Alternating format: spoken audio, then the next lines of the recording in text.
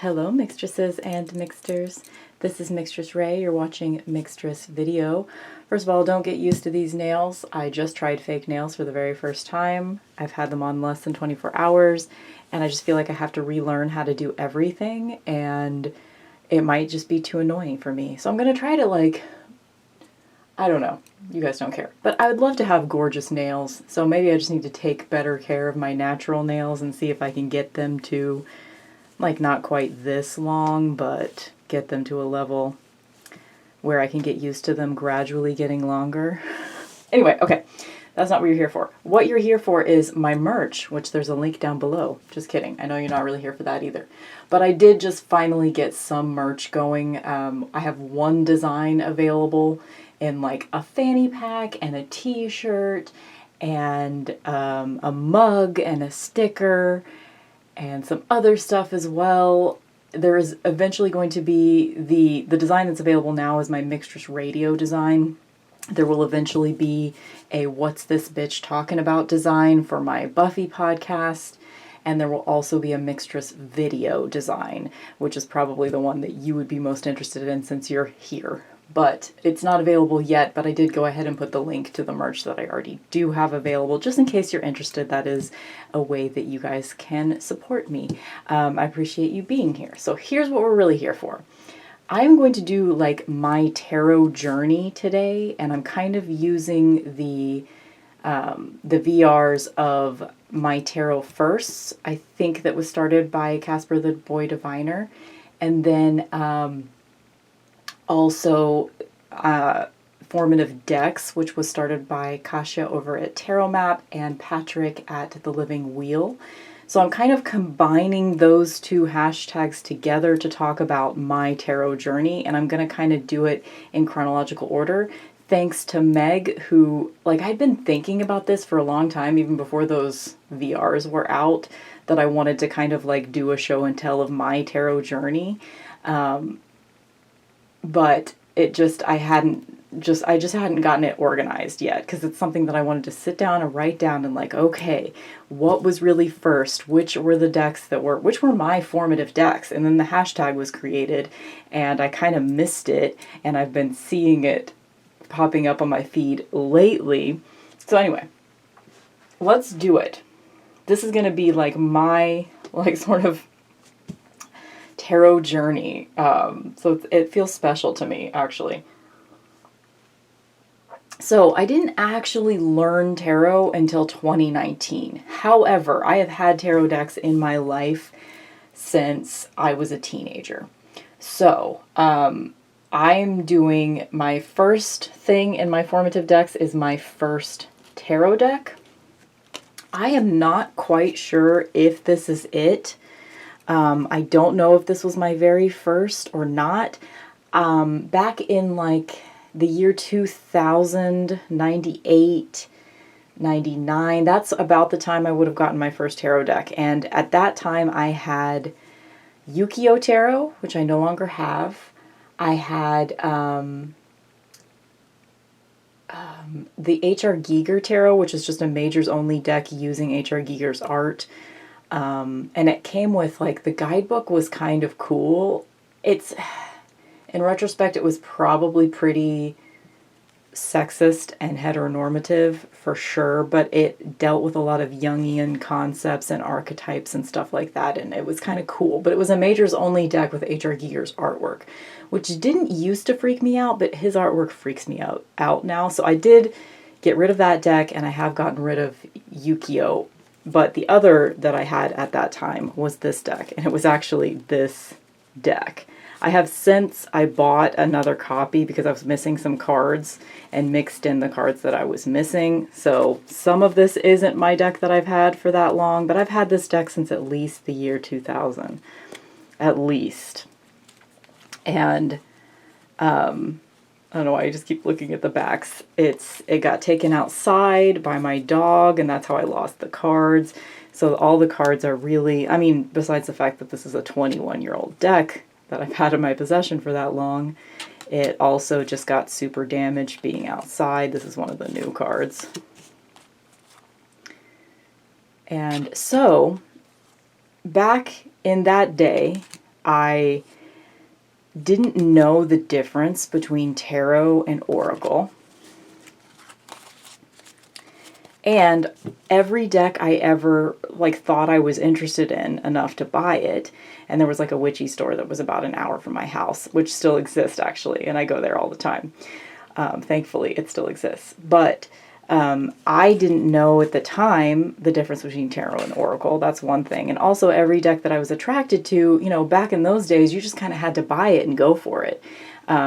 It's possible that eclectic tarot already existed at that point, but I didn't know about it until a couple years ago. So I also, around that same time, this is not that same copy because I lost it in the tornado, but I got Fairy Oracle. So at that time, I was still a teenager. I had Egyptian Tarot, I had H.R. Giger's Majors Only Tarot, and I had Yu-Gi-Oh! Tarot.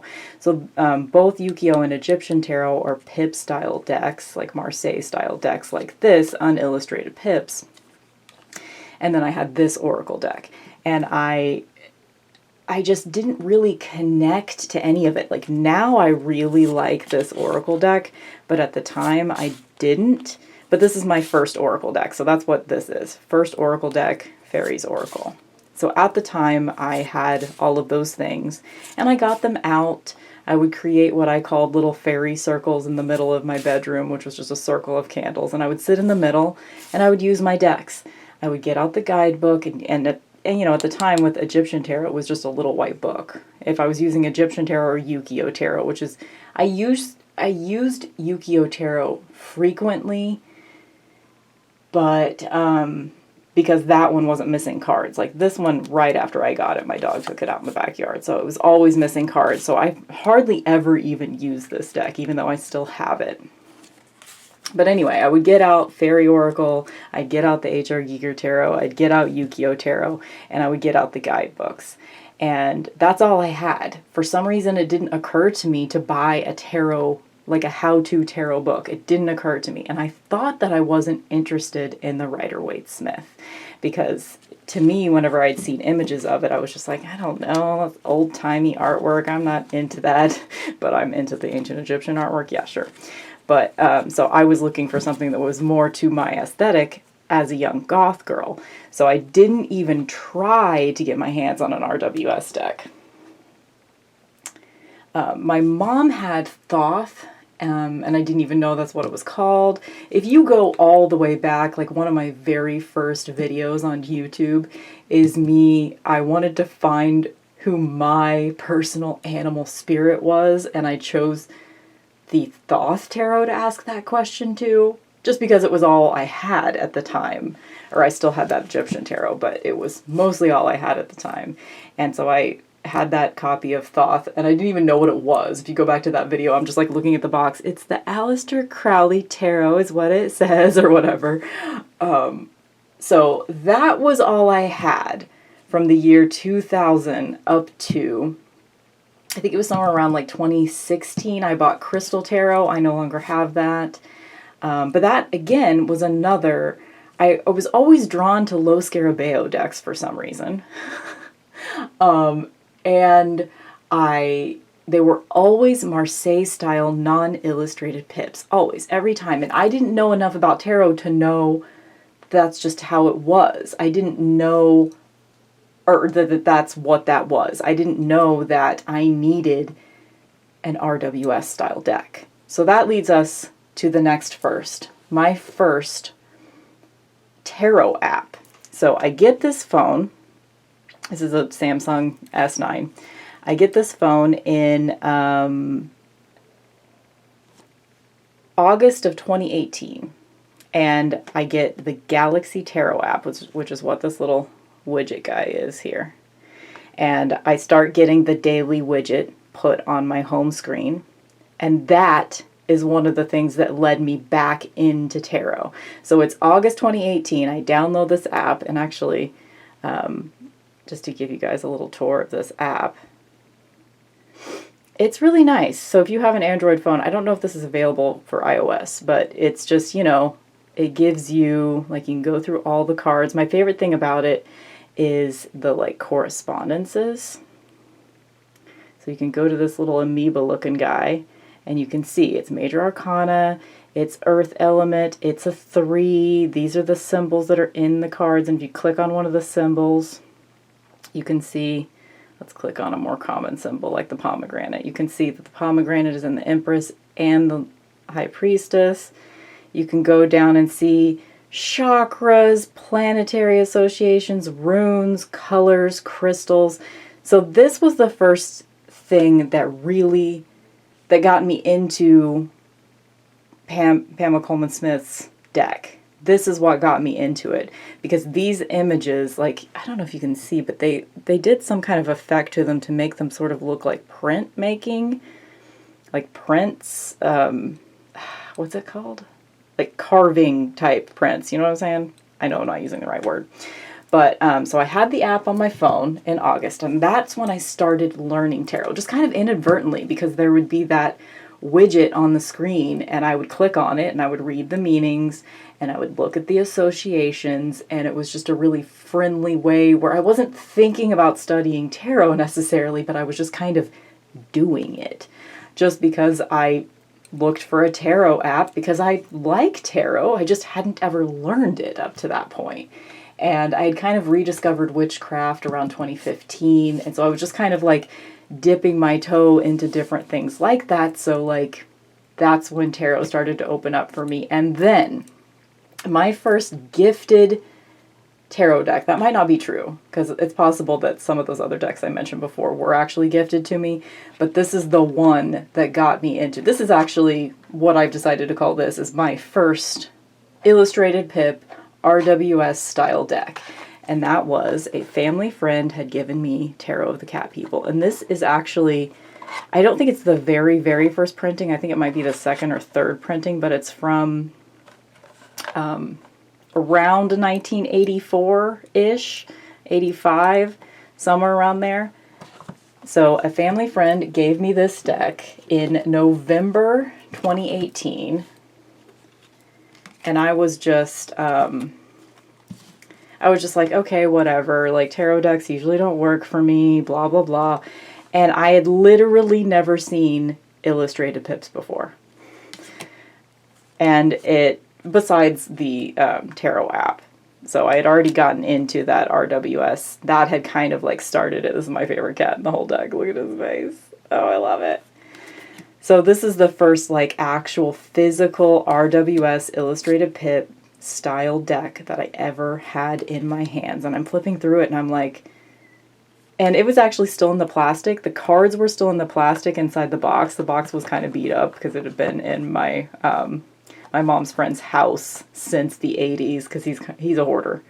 But he actually keeps things in good condition, and like he's basically holding on to things until someone he knows might want them.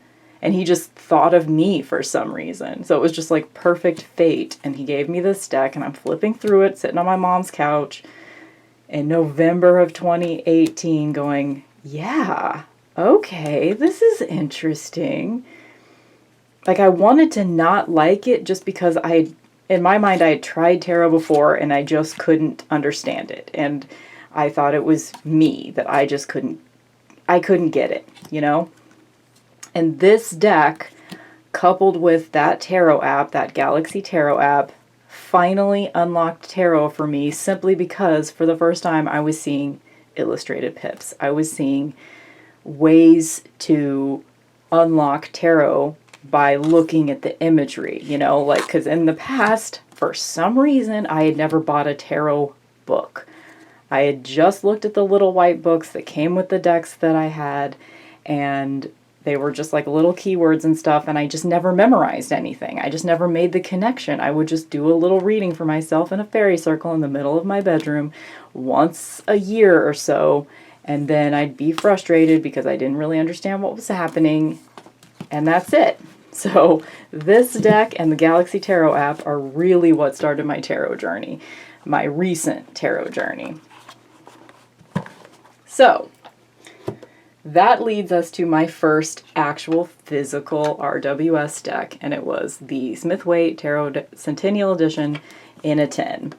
So this I got in like January 2019. And I was just like, I'm going to need an actual physical copy.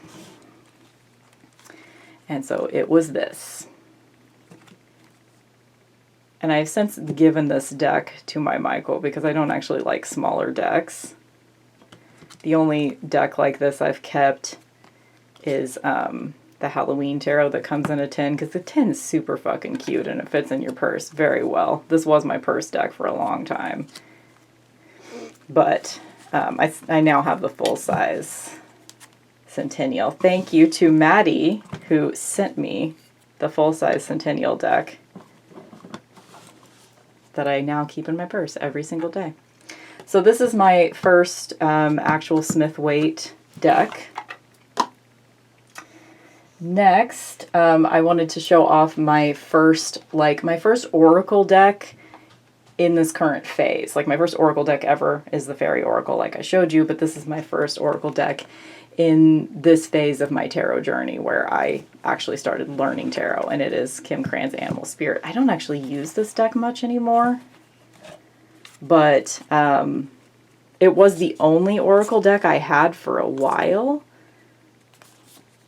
and I do really like it. It's just, for me, with animal decks, I need to have a keyword on the cards, and there's not an elegant way to, like, add your own keywords with this deck. You'd have to put it really small, like on the outside borders, and I might end up doing it, but I still haven't done it. But I like the drawings a lot. I like Kim Cran's expressive line artwork style. So, and it was right around this phase that I started collecting tarot, pretty much. So at that point, all I had was the Centennial in a tin, Tarot of the Cat People, and I still had that Crystal Tarot, plus the Egyptian Tarot, which I didn't use because it was incomplete. It was just kind of something I kept for sentimental purposes. So January 2019, that's all I had, and then my mom she was moving. She had just bought a new house, but she was getting some things finished in her house, so she was staying with us for like about a month. She stayed with us in January 2019, and that's when I was watching all the tarot videos, and she walked in one day when I was watching a flip through of Moon Power. So she bought it for me. She was, as a thank you, she's like, "You're letting me stay with you. I want to buy you something." And I'm like, "It's really expensive, Mom." She said, "I don't care." And she bought it for me. So this Moon Power is my first indie deck. So it was, I don't know, like $60 plus shipping from Etsy. It costs a lot. And it's just like a make playing card style deck too. So it's not really worth that much. But I'm nothing against the artist, but just like as far as quality is concerned, I would sell it for less if it were me, just personally. Nothing against her, but it was a gift. So this is my first indie deck, Moon Power Tarot. And this plus the RWS Centennial and Tarot of the Cat People and that tarot app are really all I had at that point. So like a lot of my formative, or Wild Unknown too, I'm about to show you that one. Like sort of my formative opinions on tarot were through the RWS deck, Tarot of the Cat People, and Wild Unknown. And a little bit this, but this doesn't really have like super unique meanings of tarot and imagery or anything like that. I'm not sure if my camera is focusing. I'm using my camera because I don't know if you guys noticed in the last video, my camera was like swaying as if it was on a boat or something, and I don't know if it was, I was using my phone at the time, so I don't know if it was my phone or my tripod. So to me, it doesn't look like it's doing it right now. So that's making me think it's probably my phone that does it, because I still have it on the same tripod because it's the only one I have. So that's probably good, because then I can just use the camcorder instead of my phone. Okay, next is the first tarot deck that taught me how to read intuitively. So I wasn't really able to, for some reason, I couldn't read intuitively with non-illustrated pip decks. And with the RWS deck, like, yeah, you can read that intuitively, but for me, the RWS deck is more about history, is more about learning historical, esoteric, arcane tarot symbolism and applying it to that deck. I mean, yes, you can also read it intuitively, but like as far as like something that's really supportive, artwork that's really supportive of reading intuitively, for me, that was Wild Unknown. So I got this deck, still I think it was January 2019. So most of these firsts are just firsts of from that time period, that same month. And this one, like a lot of the way that I view certain tarot cards is through this deck. You know, a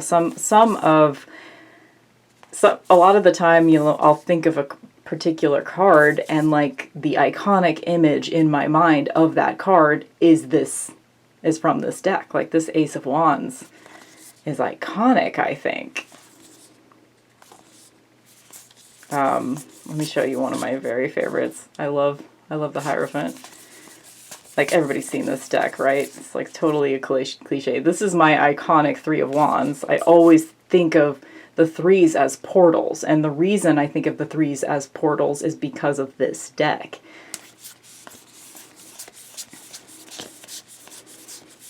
I love this. For a second, I was thinking about getting this tattooed on me. I know if people have done it before, so I'm kind of glad that I haven't, but not that I don't have other tattoos that a lot of people have. This one. Every time I think of the Seven of Wands, this is the iconic Seven of Wands to me. I just think of this as Faith, the Vampire Slayer. You know, she's standing out on her own, you know, she's lighting her own path and everyone else is leaning away from her because they can't deal with her particular light, you know? I love this. I love this. Okay. I am going to take a little break and regroup myself and reorganize, and I will be right back, and you won't even know that I'm gone, so I didn't even have to tell you that I'm pausing it, but I am pausing it. So at this point in my tarot journey, I just started buying everything, pretty much. So I got Moonchild, Shadowscapes, other things as well. I was just collecting because every single, I mean, you guys know if you collect tarot, every single representation, different artistic representation of a card opens up different meanings for me. So I was just on a tear. You know, I was buying tarot books. I was reading all kinds of tarot books, borrowing them from the library. I was getting interlibrary loans from other libraries. I was just watching all the YouTube videos. I watched Kellyanne's Tarot 101 video series, which if you are just now getting into tarot, I would highly recommend that. Kellyanne Maddox has like a Tarot 101 series, like a playlist on her YouTube that was incredibly helpful to me. It was very well structured.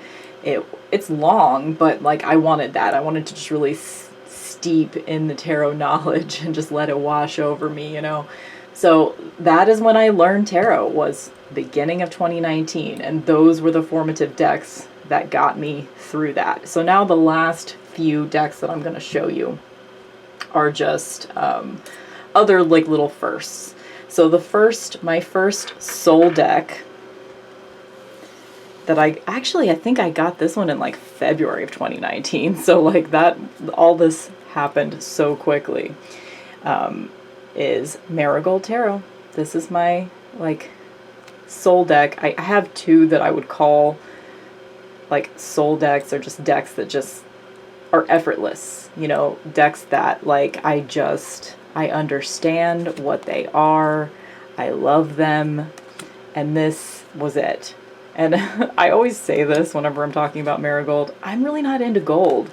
Like I never wear gold jewelry. Gold is not really my thing, but the Marigold Tarot is my thing. It just, one day, and this was probably months after getting it, you know, I probably had it like 3 months, 6 months, I don't know. I was just flipping through it. I was feeling particularly anxious. I was trying to make a decision about something. It was just like a moment for me. And I was just flipping frantically through this deck and asking questions. And suddenly, this was the first time this had happened to me with a tarot deck. And it's just a combination of me actually knew tarot well enough to get to this point, but it was also this deck that unlocked it for me. You know, I was just asking questions, and I felt like, for the first time, I felt like I was having a conversation. I felt like I was asking a question and getting an answer. It almost was like, it was almost a clairaudient experience, and I don't think that I am clairaudient. I'm more, I don't know a whole lot about the clairs, but I'm more clairsentient, I feel. Because I'm always saying that, I feel this. It's almost like I just know something as far as intuition is concerned. Favorite lover's card of all time. But that was the first time, whatever that day was, whatever fucking questions I was asking, I don't even remember what my issue was in the moment. But I just remember I was asking a lot of questions in quick succession, and this deck was actually answering them. And this deck was basically also telling me, because I was asking some stupid questions, probably questions like, should I buy this deck? Should I buy this thing? And this deck was very clearly like, I don't give a shit what you buy. That is not what we're here to talk about. And it was just like having that sort of feeling that I was getting conversational answers from a tarot deck. I had never had that before until using this deck on that particular day, and this deck has been that for me ever since. And this was also right around the time that I was getting into goddess stuff, and I basically decided in that moment, I was like, I feel like this is Kali talking to me through this deck. And I asked the deck, and the deck said yes. So I basically just feel like Marigold Tarot it's not only a soul deck for me, but it is a deck that is kind of the voice of a goddess to me. I feel like I am consulting a deity. I treat this deck with enormous respect. And I don't actually use it all the time, but it's very important to me. It is kind of Pip style, but since I know what I'm doing now with Pip style decks, I can use Pip style decks now. But yeah, anyway, this deck, you guys, anybody that's been around on my channel, you know that I fucking love this deck. It's just, I just want to hug it right now. I just love it so much. So that's my first soul deck. And then, what's next? Oh, I was going to talk about my first Kickstarter. The first deck I backed on Kickstarter. I actually don't have it yet. I backed Zia Hunt's Nameless one on Kickstarter back in November 2019. And it is now July of 2021, and it's still not here. Not really complaining. Like, I think that she is very, very much a perfectionist and very meticulous. Once that deck is in my hands, I know that it will be packaged to perfection. It will have all kinds of beautiful extras that come with it. The presentation will be top notch. And I'm getting that deck as a Kickstarter backer of it. I'm getting it for like a significant price off what the deck's going to cost to people that would buy it just on her website once it's released. So all of that, I'm not saying I'm salty, but it has taken a very long time. Like, I think maybe this month we'll finally get it. If not July, then hopefully August at the very latest, but it's just kind of crazy. Like, I've backed several decks on Kickstarter since then, but this one was the first, and I still don't have it. That's how it goes sometimes, though. Okay, I think I just have like one left to show you. I was going to show you my first like deck mod but I don't have it as a deck anymore. It's just hanging on a wall. My first deck mod was I had the full-size Centennial, and somewhere around summer of 2019, I trimmed off the borders. I edged it in black, which was a terrible choice for that deck, but whatever, I did. And I did not know how to trim a deck properly. Like, I just did it by eye instead of like actually measuring. So it was really like crunchy. It was not easy to shuffle at all. I have since learned that trimming an RWS, like a straight up like Smith weight with Pixie's artwork deck, is difficult to do because the borders they're different. They're different sizes because they're hand drawn. So it's not a great deck to make borderless. It's just not. So I don't really have like my first deck mod to show you, but let's see, what else could I add? I know this video is already super long, but I kind of want to add something. Let's do like first deck that, oh, sorry, bumped into the tripod. I'm always doing that. First deck that I became absolutely obsessed with, and I knew about it for months before getting it. This might even be the first tarot deck I ever pre-ordered, and that is, this isn't the version that I pre-ordered, this is the German version, but Modern Witch. So at the point that I started becoming obsessed with tarot, again, beginning of 2019, this deck was still, like, the artwork was still being made, I think, at that point. Or it was close to finished, because I think I pre-ordered it around May, and then I got it in November of 2019.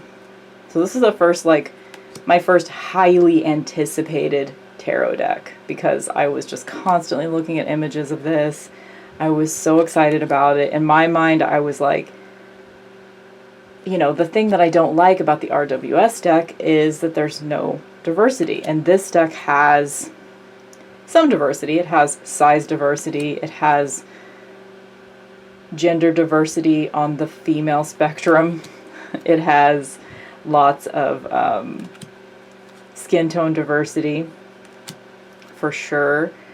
But it doesn't really, there's no men in this deck. There's a few people that I think we're supposed to read as older, but they don't really look older. I'd be interested to see, like, if Lisa Sturl creates more decks in the future, like, how she will approach it. But I just love this deck. The fact that she just set out to make a modern version of the RWS, I think she did a fantastic job. This deck is easy to use with anyone. If you are just getting started out on tarot, I would highly recommend this one. I would say, like, you don't need the RWS deck, because this one is so close while having diversity that it is a great substitute, I think. I still love the RWS, but this one is amazing. Look, it kind of looks like Buffy. Yeah, love this deck. So I guess this needed to be in here as a formative deck, since this is my first, like, deck that I was super obsessed with before it came out. And then I guess that is moving on to, okay, I kind of didn't want to show this one because I'm just kind of sick of looking at it at the moment, but it's just part of my journey, I think. So the first deck that, I guess this is my first homemade oracle deck, our first homemade anything deck. So this is in Botanical Inspirations box with crystal tarot card backs. I just collaged my own plant deck. So I call it the Magic and Medicine of Plants. I've shown it on my channel before, but lately I have been trying to scan in the images and edit them and get them ready so that they can at least be like, so stay tuned, I guess. Maybe in the coming months I will be giving you guys, it'll be like a Make Playing Cards link where you can go choose your cardstock, get this deck. I guess I can I showed my patrons this. I don't know. I guess I'll show you. I don't know why I'm being weird about it. So I ordered a prototype from Make Playing Cards. This is on linen cardstock. I don't think I will actually put it on linen cardstock because I don't love the grayish tint that Make Playing Cards has on their cardstock. It looks decent. Like when I first got it, I was really pissed off at the quality, and it's all my fault. So I found a better way to scan in these images. The final product will look much better than that does. Of course, if I'm just providing a link for you guys, you can choose linen cardstock if you want. But I just don't like the grayish tint that it gives to the artwork. Anyway, so this is my first homemade deck, this Magic and Medicine of Plants Oracle deck, that may possibly, do not get your hopes up, don't ask me about it, because right now I'm just like, I've spent so much time working on making this look good, and I still haven't ordered my second prototype to see if I'm gonna even like this deck. I have to take breaks from that deck because like everything I try with it just doesn't really work out, because that particular like cut and paste prototype does not translate well into making an actual deck for production. Anyway, let's not get started on all that noise. Let's go to, let's see. I just want to feature this deck, so I don't know exactly, I don't know what to call it a first in. I almost want to say this one is the first deck that I considered a soul deck that I saw myself in. Because I think someone, I forgot who, but one of the videos I watched in these hashtags was like the first deck you saw yourself in. And this is my second soul deck, Darkwood Tarot.